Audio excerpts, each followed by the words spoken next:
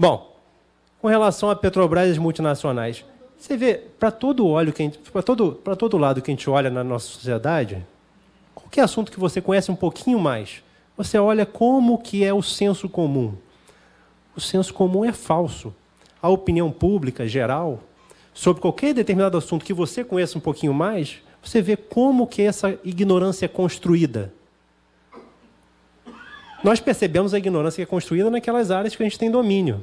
Outras áreas que a gente não tem domínio, certamente outros que têm domínio, e não são canalhas, percebem como a opinião pública é manipulada, como o senso comum é construído, como os interesses do sistema financeiro internacional é defendido de uma forma da construção das opiniões das pessoas. Então, no caso da Petrobras, essa construção da ignorância, ela se assim, exacerbou violentamente a partir das revelações da Lava Jato, a partir de 2014. Então, se construiu ali um mito da Petrobras quebrada. Agora, a Petrobras, com reservas sempre acima de 20 bilhões de dólares, com geração de caixa sempre da ordem de 25 bilhões de dólares por ano, com índice de liquidez corrente, que eu também não conhecia essas coisas, mas depois que eu virei presidente da EPET e comecei a... Eu sempre tive também uma queda pela economia, né? Porque a economia é um troço tão importante que eu sempre falei, a gente não deve deixar a cargo só dos economistas. Repetiu o que alguém já disse. Alguém disse isso e é correto. Primeiro, que não existe economia sem política. E segundo, que a economia é tão importante que não pode ser deixada a cargo só dos economistas. Então, quando você diz que uma empresa está quebrada, insolvente, próximo de alguma situação assim, de não cumprimento com dívida, etc. e tal, você tem que olhar o caixa da empresa, pô. Como é que uma empresa com 20 bilhões de caixa, 25 bilhões de dólares de caixa, pode estar próximo da insolvência? Ou então você olha lá um índice, índice de liquidez corrente, que é um índicezinho que mede, dá um alerta sobre essa capacidade de pagamento dos compromissos, especialmente no curto prazo. O índice de liquidez corrente da Petrobras sempre foi acima de 1,5. Nunca esteve próximo de precisar de socorro de Caixa da União. Quem sempre deu socorro ao Caixa da União foi a Petrobras, pô. Que negócio é esse? Aí, com a revelação da Lava Jato, com a corrupção que tinha destruído a Petrobras, com aqueles dutos cuspindo dinheiro na tela da Globo todo dia, toda hora, todo momento, né? Até hoje, aqueles dutos lá cuspindo dólar. Naquilo. Então, naquela situação, você pode repetir essa mentira, repete essa mentira, repete. Aí, até os funcionários da Petrobras estavam achando que não ia ter salário no mês que vem, pô. Tinha gente lá nervosa, meu Deus, meu salário no mês que vem, será que vem, será que não tem? Agora, é uma mentira, mentira. A situação financeira da Petrobras, mesmo no auge da crise, era uma situação que era muito melhor do que a das multinacionais, pô. Em termos de reserva, em termos de índice de liquidez corrente.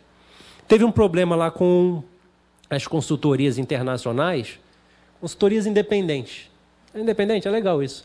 Consultoria independente, Banco Central independente. Agora também tem um conselheiro da Petrobras independente, conselheiro de administração independente.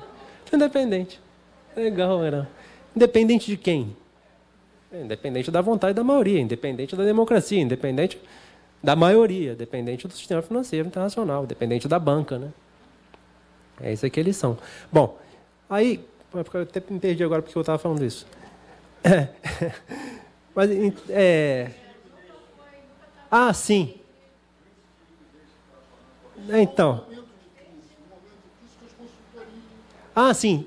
Teve um momento de crise conjuntural que não tinha nada a ver com quebra, com incumprimento, com dependente de recurso do governo, etc. Foi um momento, quando foi revelada a Lava Jato, essas consultorias independentes, que vinham aprovando todos os balanços da Petrobras sem ressalvas, elas se viram numa situação complicada, porque a Petrobras estava sendo roubada. Estava sendo revelado lá aqueles bilhões lá que estavam sendo roubados, etc. e tal, o cartel das empreiteiras. O que a consultoria ia falar? Ela estava aprovando todos os balanços sem ressalva.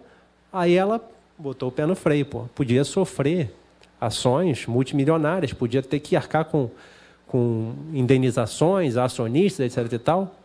Coisa que não é novidade da história dessas consultorias, né? Basta dar um Google aí nessas consultorias que você vai ver a quantidade de casos que eles estão enrolados aí pelo mundo. Bom, mas aí o que ele fez? Então, olha, não vou assinar o balanço. Não assino o balanço. Exigiu uma coisa inédita. Botou a direção da Petrobras contra a parede. Olha só, tem que medir a corrupção, tem que botar a corrupção no balanço. Mas as investigações estão acontecendo, a gente não sabe ainda, foi revelado isso, não foi revelado aquilo, como é que eu vou botar no balanço o resultado da corrupção? Está aparecendo agora. Aí falando assim, olha só, vocês vão fazer impairment. Impairment também é outra, isso eu também não sabia nada disso antigamente, né? Impairment. Reavaliação dos ativos. Você pega quanto aquele ativo vai gerar no futuro, estabelece umas premissas financeiras. Claro que nenhuma delas vai bater na realidade, mas você estabelece as premissas, diz que no futuro vai gerar aquele caixa, traz a valor presente, você fala que aquele ativo vale tanto. Mas fazer impairment para medir corrupção, inédito, coisa inédita no mundo. E era uma coisa da ordem de 80 bilhões que se queria que fizesse impairment, reavaliasse todos os ativos da Petrobras, definisse as premissas lá na Bacia das Almas, mas era essa faca no pescoço. Aí ficou aquela situação que o balanço não era assinado, não era auditado, e uma empresa que tem ações negociadas em bolsa, que não tem o seu balanço assinado, ela tem uma série de restrições, dificuldades de colocar papel bônus no mercado, etc. Uma dificuldade conjuntural, até conseguir sanar essa situação. Eles colocaram a faca no pescoço para defender os seus interesses, apareceu ali essa contradição de interesses entre a Petrobras e as consultorias internacionais. É uma contradição de interesses que tem a ver com a soberania, porque um país soberano ele não contrata empresas de consultoria internacional para auditar seus balanços. Um país soberano não coloca as ações da sua principal empresa na Bolsa de Nova York, como Fernando Henrique colocou, e como Lula e Dilma mantiveram, porque poderiam ter recomprado.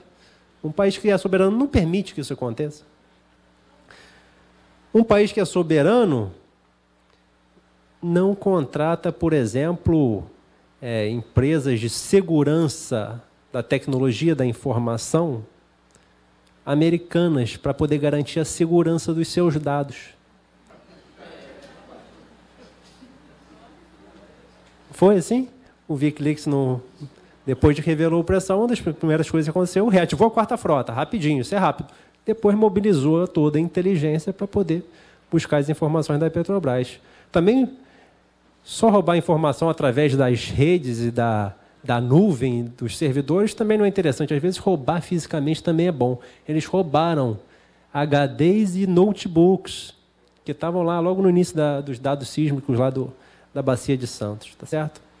Então, eles também são bons nessa parte assim mais física da coisa, né?